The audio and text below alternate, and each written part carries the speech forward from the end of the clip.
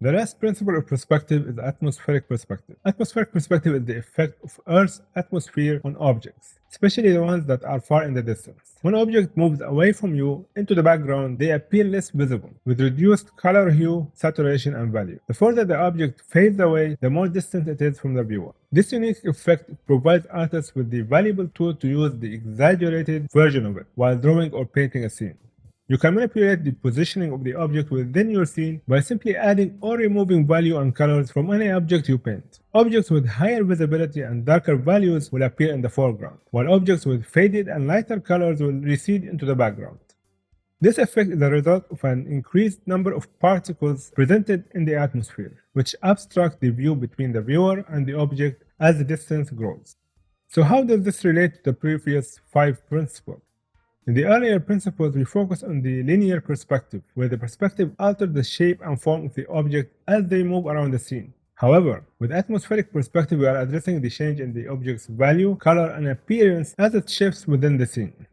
As illustrated in these examples, the value, colors, and saturation are vivid and pronounced in the foreground, gradually fading as we move toward the background due to the increased atmospheric particles.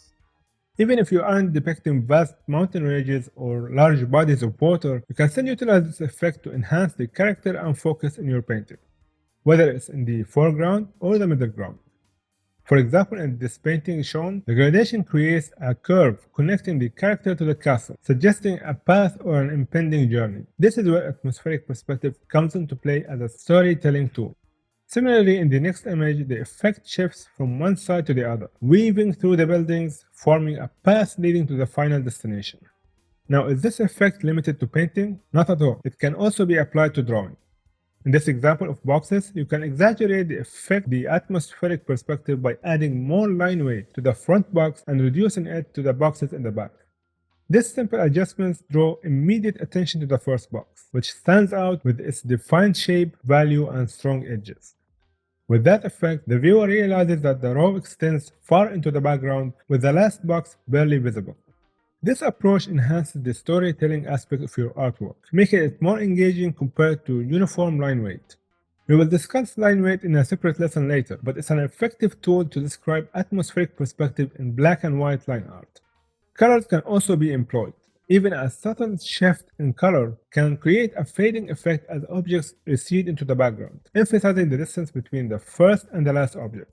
It's a very fun way to incorporate a touch of realism and unite all the aspects of perspective we have learned so far. For practice, add multiple objects to your scene and decide which ones you want to bring to the forefront and which you want to push into the background.